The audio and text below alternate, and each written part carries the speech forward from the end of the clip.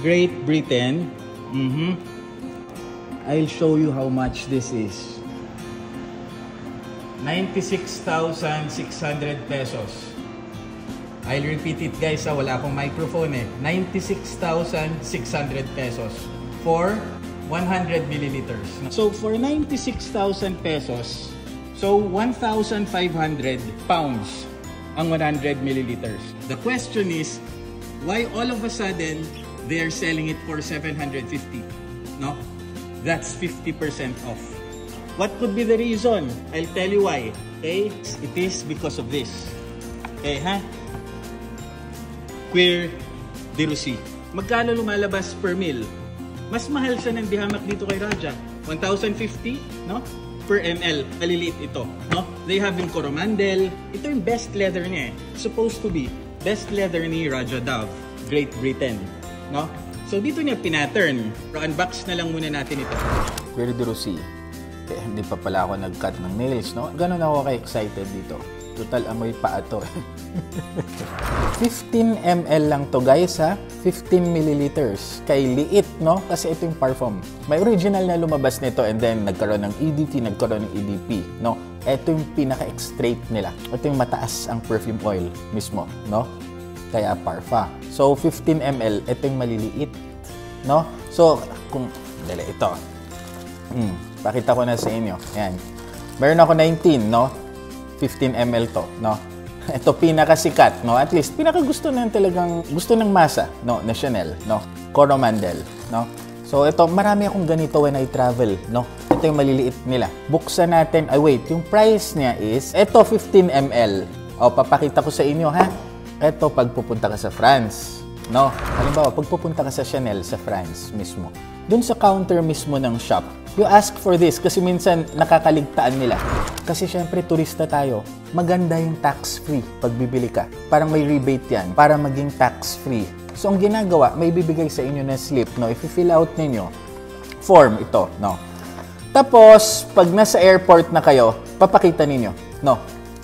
Mababalik, halimbawa ito, 3 ang nakuha ko. 3 ba? At that time, no, yes, 3 sa France mismo to, no? Ang price niya, 240 euro yung isang bote, no? 280 US dollars eh. 240 euros each. Diba? So, yan 720. Ito siya. Kumuha ko ng 19, itong Cuir de Russie, 15 ml, tsaka yung Coromandel.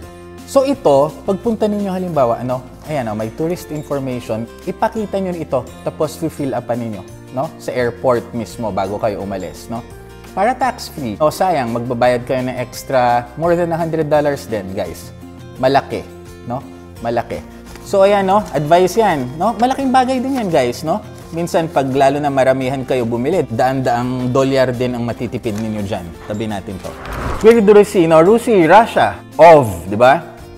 Leather of Russia. O kaya, Russian leather. No? Habang binubuksan natin ito, tingnan na yung presyo ngayon ng Great Britain ni Raja Dove. Ito ang kinopya niya. Diba? Ito ang ginaya niya. Wala ganong bumili ng Great Britain. So, ano nangyari? No? Binaba na nila yung presyo. Check ninyo sa website mismo ng Raja Parfums. Ang Great Britain nila, dating 150, ano ba yan? Pounds, no? Sterling pounds. Ngayon, 750 na lang. Bakit? Ang kapal eh. Ginaya talaga niya ito. Ito ang ginaya niya. So, this is the gold standard. No? Magkano ang Great Britain? 96,600. So, magkano yon? 966 pesos per milliliter. Diba? So, ito magkano? 240 euros. So, 15,500. Kung ang Great Britain is 966 pesos per milliliter, so ito lumalabas dahil 15 ml to eh. Mahigit 15.5, no, ganito kaliit, no, 15 ml. Mahigit 1,000 per milliliter to. So kahit presyo-wise, no, walang binatbat yung Raja dito. Nalugi ba ako doon? Naloko ba tayo doon? Well, we'll discuss that guys, no, pag ni-review ko to. Buksan muna natin, ha? Made in France. Ito yung batch code niya. 8301 1, 2, 3.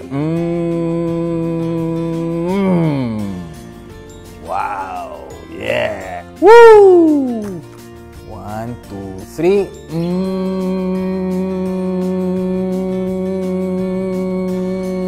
Yeah! Woo! Cuir de Rosy, no? Naasar lang ako sa telepono ko, guys. Hindi ko alam kung bakit. Ang pangit ng focus, ang pangit ng lighting. Palpak yata itong telepono ko na to. O, ayan. Cuir de Rosy. Ayan.